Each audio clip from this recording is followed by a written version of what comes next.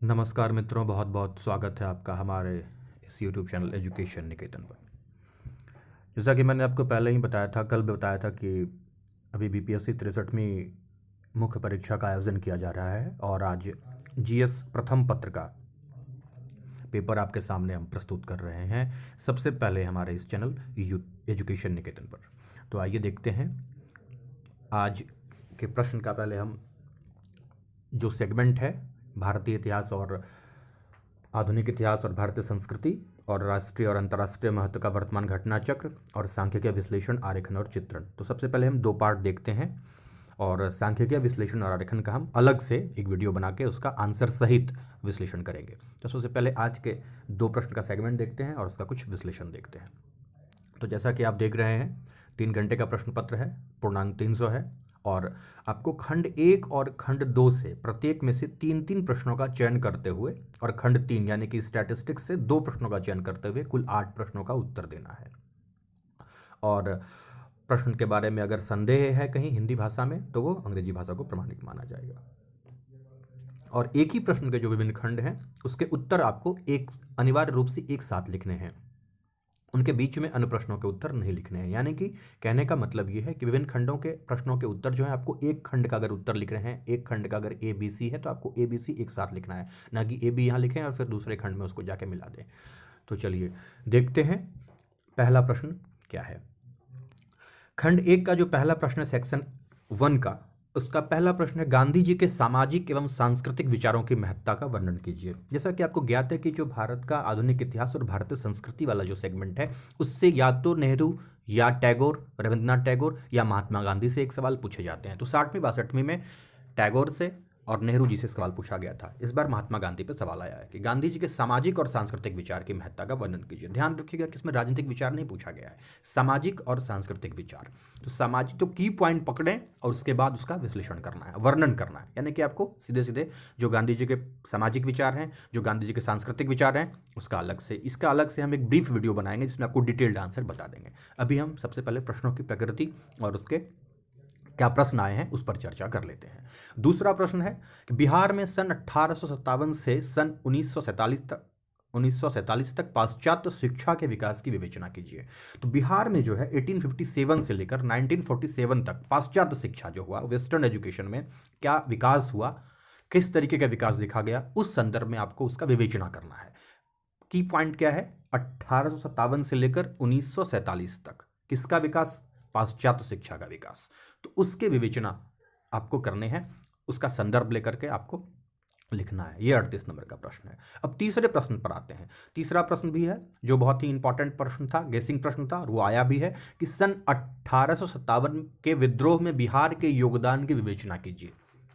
तो ये एक महत्वपूर्ण प्रश्न था। हर एक साल कोई ना कोई 1857 के विद्रोह से एक प्रश्न बिहार के बीपीएससी मुख्य परीक्षा में आता ही है। चाहे वो स्पेसिफिक क्वेश्चन अगर आता है तो वो वीर कुंवर सिंह के बारे में पूछता है कि वीर कुंवर सिंह की भूमिका और उनके योगदान के बारे में पूछें। अभी बिहार विद्रोह में बिहार के योगदान के बारे में पूछ रहा है, तो आपको इस पर योगदान की विवेचना करना है कि 57 के विद्रोह में बिहार का योगदान क्या था। अगला प्रश्न है चौथा, बिहार में संथाल विद्रोह 1855 से 56 के कारणों और परिणामों का मूल्यांकन कीजिए। यह भी गेस प्रश्न था। या तो मुंडा विद्रोह पूछता है तो बिरसा मुंडा के उलगुलान के बारे में पूछता है, उलगुलान विद्रोह। अगर मुंडा विद्रोह नहीं आया तो बिहार में एक सवाल, बिहार में संथाल विद्रोह के कारणों और परिणामों का मूल्यांकन कीजिए। यह भी आसान प्रश्न है और बहुत ही फ्लैट प्रश्न है, इसमें ज़्यादा जो आप याद किए हैं उसको सीधे सीधे लिख देना है। अगला प्रश्न, यह भी गेसिंग प्रश्न था, बिहार में चंपारण सत्याग्रह के कारणों और परिणामों का वर्णन कीजिए। चंपारण सत्याग्रह के क्या कारण थे और उसके परिणाम क्या थे, इस पर लिखना है। तो आपको यह भी 38 नंबर का प्रश्न था। तो बिहार में चंपारण सत्याग्रह के कारण और परिणाम का वर्णन कीजिए।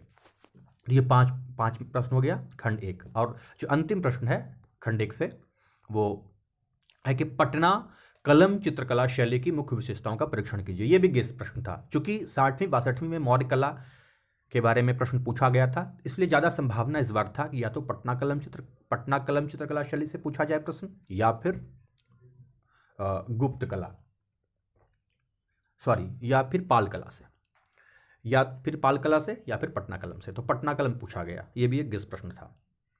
अब हम सेक्शन 2 में आते हैं जो राष्ट्रीय अंतर्राष्ट्रीय महत्व के वर्तमान घटनाक्रम से संबंधित प्रश्न है।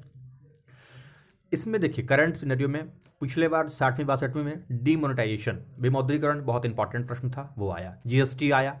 तो जो उस 5-6 महीने के दरमियान इंपॉर्टेंट रहा है, अभी चूंकि बिम्स्टेक का बैठक हुआ है काठमांडू में, तो उससे संदर्भित क्वेश्चन पूछा गया है। ये इंटरनेशनल रिलेशन के सेगमेंट का जो करंट सेक्शन है उससे पूछा गया है।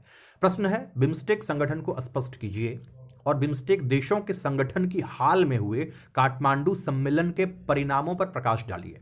मतलब बिम्स्टेक देशों के संगठन की हाल में काठमांडू सम्मेलन के परिणामों पर प्रकाश डालिए, भारत के हित, आशाएं एवं अपेक्षाओं से संबंधित विषयों की विवेचना कीजिए। तो प्रश्न पूरी तरह से स्पष्ट लिखा हुआ है, फ्लैट है। बिम्स्टेक संगठन आपको पहले बता देना है, बिम्स्टेक संगठन क्या है, इसकी स्थापना कब हुई, इसमें कौन कौन से देश हैं। दूसरे सेगमेंट में बिम्स्टेक देशों के संगठन की हाल में हुए काठमांडू सम्मेलन के परिणामों पर प्रकाश डालिए। बिम्स्टेक की जो काठमांडू में सम्मेलन हुआ उसमें क्या क्या निहितार्थ निकलकर सामने आए, उस बैठकों का मुख्य एजेंडा क्या था, उसको आपको लिखना है। और भारत के हित, क्योंकि भारत भी बिम्स्टेक का एक अहम सदस्य है, तो भारत के हित क्या है, उसमें भारत का क्या इंटरेस्ट है, भारत की क्या आशाएं और अपेक्षाएं हैं, उससे संबंधित विषयों की विवेचना कीजिए। भारत अपने हित से जुड़े हुए कौन कौन से भारत के हित से जुड़े मुद्दे हैं उसको आपको लिखना है, और भारत की बिम्स्टेक के साथ क्या अपेक्षाएं हैं उसको आपको लिखना है। नेक्स्ट प्रश्न है, रोहिंग्या शरणार्थी संकट। देखिए रोहिंग्या भी बहुत इंपॉर्टेंट है, म्यांमार में ये मुद्दा बहुत ज्वलंत मुद्दा है, तो इस पर प्रश्न बनना था और बीपीएससी ने पूछा है इसको। रोहिंग्या शरणार्थी संकट की आलोचनात्मक विवेचना कीजिए। आलोचनात्मक विवेचना करना है, देखिए शब्दों पर, की पॉइंट पर ध्यान दीजिए। आलोचनात्मक, समालोचनात्मक, इस पर भी एक अलग वीडियो बनाएंगे कि की पॉइंट का क्या कहता है।